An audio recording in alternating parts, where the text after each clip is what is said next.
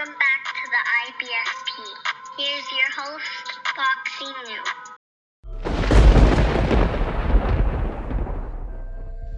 Welcome back, fight fans. Welcome back. Jermell Charlo is the crybaby and Oscar De La Hoya is the old man. Look, let's just go ahead and break it down honestly and objectively as possible. You see, Oscar De La Hoya has stated, on Twitter where he stated, I can do some damage in the 154-pound weight class, hashtag the comeback, hashtag the golden boy. So he believes he can do some damage at the 154-pound weight class. So, when you look at Oscar De La Hoya, you see his past, what he was before he got in, before he retired.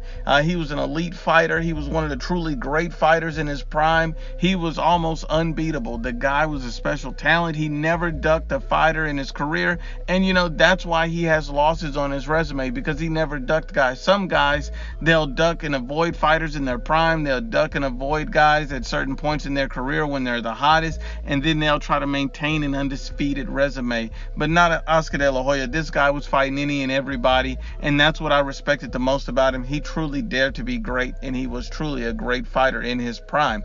You also see, Jermell Charlo strike back at Oscar De La Hoya, stating that, Oscar De La Hoya, I won't try to scare you or make you stop. Come on, you ain't been touched by this era. You said 154 because you know I'm the king. Let's go. So effectively offering him a world title shot at his belt. And this fight makes absolutely no sense for Jermell Charlo or Oscar De La Hoya. We'll tell you why. Oscar De La Hoya, will start with him. The guy's 47 years old. He had a lot of issues, with drugs and scandals in the media, and he's just almost 50 years old. He's not supposed to be fighting a guy literally in his prime, in his peak condition, and that's sitting world champion. No matter how good or bad he is, he doesn't need to come back. That makes no sense for Oscar De La Hoya. This will be too much for him. This would be a very, very bad move. But let me tell you why Oscar De La Hoya decided to do this. And I understand why. He looks at all the big names at 154 pounds, and they've all shown vulnerabilities. Look at Jarrett Hurd. He's been somewhat exposed and shown vulnerabilities. It is Landy Lotta. He's old and he's taken a lot of punishment. You see a guy like Julian Williams. This guy has been knocked out more than once. And, that also includes Jermell Charlo as well. If we look at Jermell Charlo, a lot of people rank this guy as the best in the division. I still think the division is wide open, and I think anybody can win out the division. If you really look at it, you look at Jermell Charlo and his boxing ability. He was outboxed and beat by Tony Harrison in their first fight.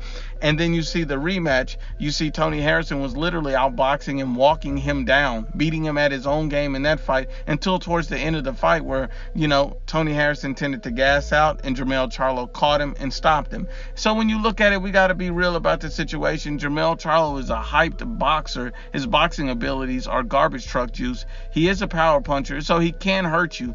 But his boxing skills, if he faces a guy with actual true boxing skills, he's going to be in a lot of trouble. And another issue with Jermell Charlo is he's mentally weak. He's not focused. He's not, the top level type of mental stability in the ring. And that shows proof when he started crying after a loss to Jermell Charlo. To Tony Harrison. When you got to think about it. When a fighter loses, you look at what caused the loss, what you can do better, how you can get better. No, this guy went to the press conference and started crying because he doesn't like losing. And a lot of people forget that Tony Harrison wasn't supposed to be a competitive fight.